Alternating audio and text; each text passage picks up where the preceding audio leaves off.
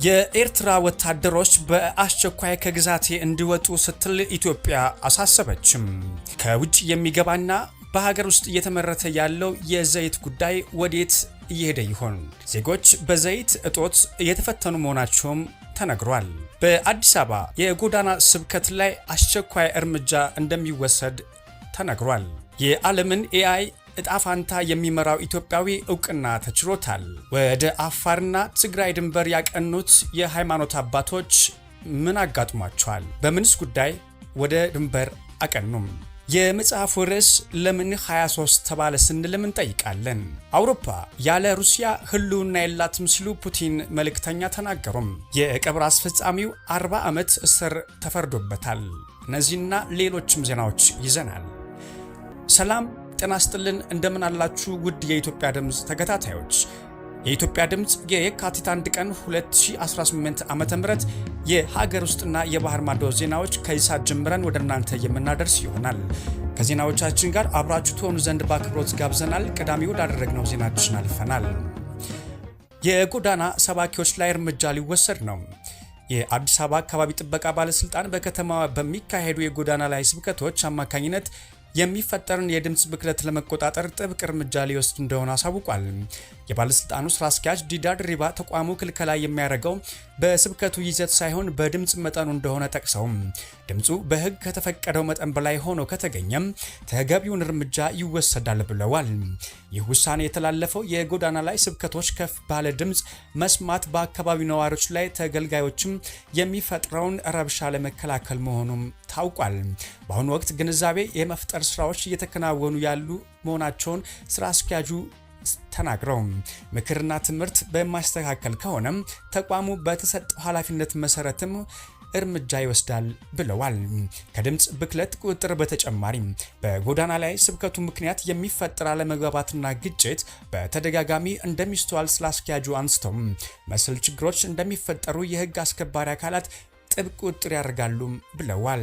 ባለስልጣኑ ከማንኛውም አገልግሎት ሰጪ ተቋማት የሚነሳ ድምጽ ብክለት እንዳያስተካክልና በአዋጅ ከተቀመጠው ልኬት በላይ እንዳይጨምር የመቆጣጠር ኃላፊነቱን መወጣት የከተማዋን ነዋሪዎች ጤናና ሰላም ለማረጋገጥ ሲባል የሚተገበር እንደሆነ አጽንኦት ሰጥቶ ተናግሯል። ዘይቱ የት እየሄደ ይሆን? በጥቂት ሳምንታት ውስጥ ብቻ እስከ 1000 ብር የጨመረው የምግብ ዘይት ዜጎችን እየፈተነ ይገኛል። መንግስት ከውጭ የሚያስገባውና በሀገር ውስጥ እየተመረተ ያለው የዘይት መጠንስ የት እየገባ ይሆን? ባለፉት 2 ሳምንታትም እስከ 1400 ብር ይሸጥ የነበረው 5 ሊትር ዘይት አሁን ላይ 1000 ብር ጨምሮ 2400 ብር እየተሸጠ ይገኛል።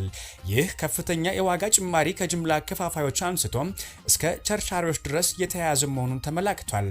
የዘይቱ ዋጋ የመናሩ ምክንያት ምርቱን ከውጭ የሚያስገቡ ነጋዴዎች ዋጋ በመጨመራቸው ነው ሲሉም በመርካቶ አካባቢ የሚገኙ የጅምላ አከፋፋዮች ተናግረዋል። ከ2 ሳምንት በፊትም በአዲስ አበባ በ1700 ብር እስከ 1800 ብር ሲሸጥ የነበረው 5 ሊትር ዘይት እንደ ምርቱ አይነት እስከ 1000 ብር ጭማሪም አሳይቷል። በዘይት ላይ የታየው ከፍተኛ ጭማሪ የነዋሪውን ሕይወት በእጅጉ እንደፈተነውም ዘገባው አመላክቷል። በጉዳዩ ላይ ያነጋገራቸው ነዋሪዎች ካለ ዘይት የተሰራ ምግብ መመገብ የግድ እንደሆነባቸውም ተናግረዋል። የዋጋ ጭማሪው በተመሳሳይ መልኩም ባለ 3 ሊትር ፈሳሽ ዘይት ላይም በመሆኑ ከአቅም ያላቸው ባለ 1 ሊትሩን ዘይት በ450 ብር እየገዙ እየተጠቀሙ መሆናቸውንም ገልጸዋል።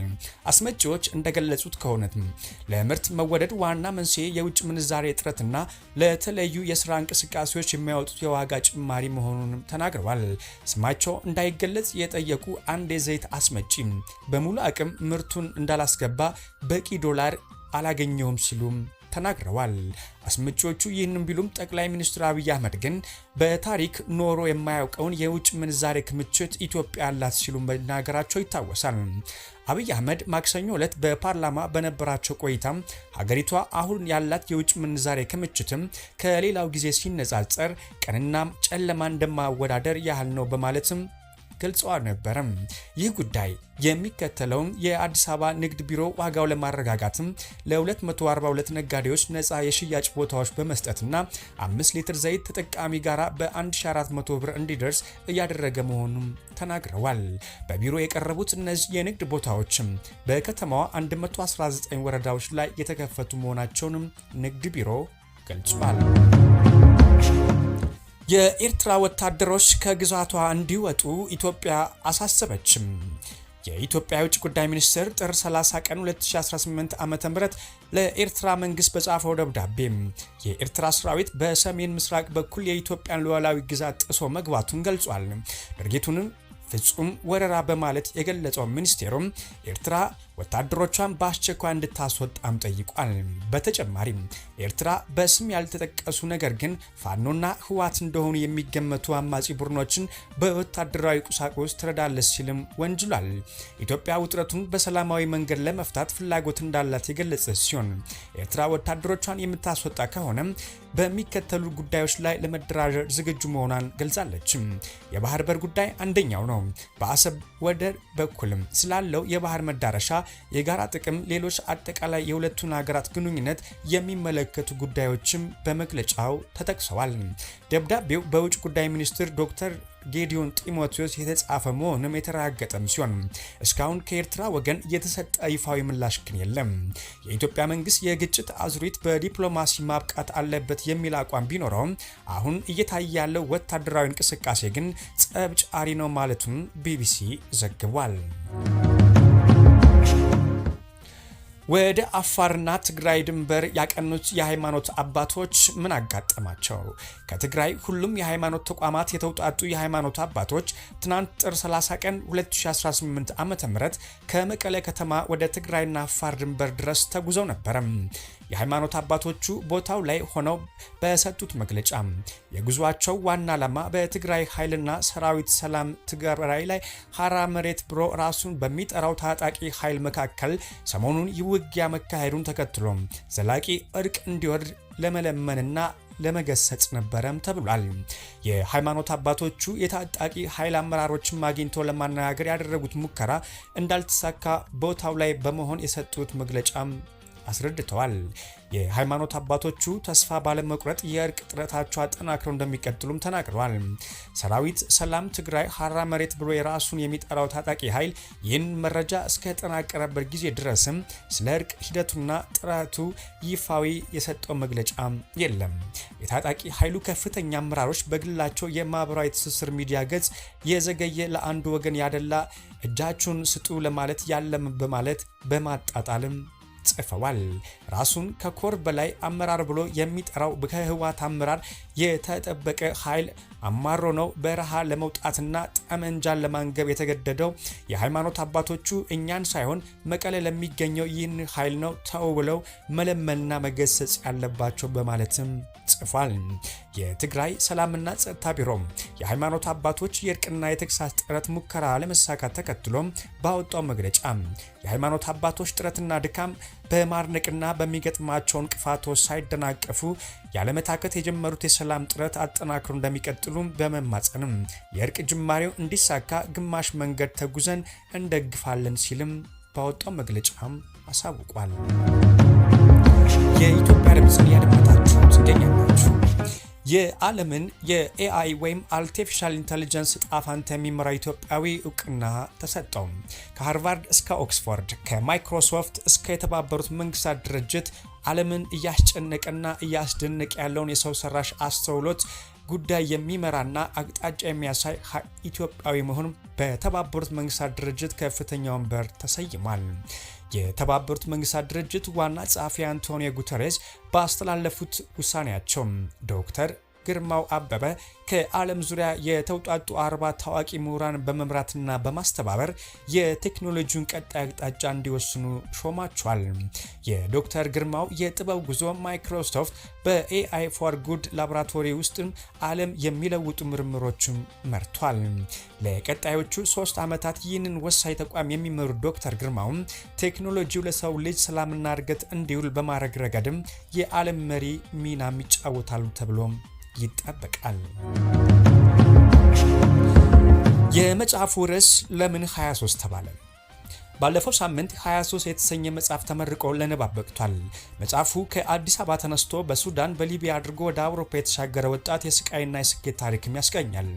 ይህ መጽሐፍ የአሉ ተባለ ታሪክ አይደለም፣ እውነታውን ከፈረሱ አፍ የሚሰማበት መጽሐፍ ነው። ዳንኤል አብርሃ ታሪኩን ሲጽፈው፣ ቢኒያም አበራ ደግሞ የአርትዖትና የማሰኛኘት ስራውን ተወጥቶታል።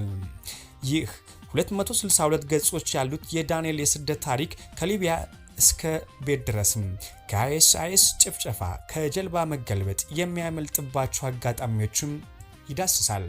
ዳንኤል አዲስ አበባ ለቆ ሲሄድ እንደ ማንኛውም ስደተኛ ፖለቲካዊ ጥያቄ ኖሮት ወይም ኢኮኖሚያዊ ምክንያት አንግቦ አልነበረም። እናቱን በልጅነቱ ያጣውና በአሳዳጊዎቹ ቤት ያደገው ዳንኤል አባቱን የመፈለግ ጥያቄ በልቡ አዝሎ ነው ለስደት እግሩን ያነሳው። የዳንኤል ስደት ጉዞ በዓለም ላይ ካሉት አደገኛ የስደት መስመሮች መካከልም በአንድ የተካሄደ ነው። ከአዲስ አበባ ባህር ዳር ወደ ድንበር ከተማዋ መተማ ከዚያም ወደ ሱዳንና ሊቢያ መጓዝ ቀዳሚ ምዕራፍ ነበረ።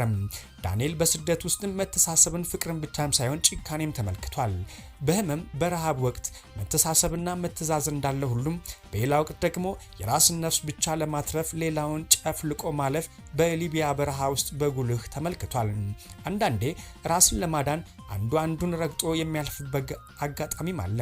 በተለይ ባህር ላይ በነበርንበት ወቅትም የጫነን ጀልባ ሚዛኑ መጠበቅ ሳይችል ሲቀር ስደተኛው የራሱን ነፍስ ለማዳን ሴትም ህፃንም ማንም የማይመስለው ጊዜም አለ። የመጽሐፉን አርትዖት የሰራው ቢኒያም አቡራ እና ባለታሪኩ ዳንኤል መጽሐፉን ለምን 23 ለማለት እንደወሰነ ሲያስረዳም ዳንኤል ከአዲስ አበባ የተነሳው ጥር 23 ቀን ነበረ በማለትም ገልጿል።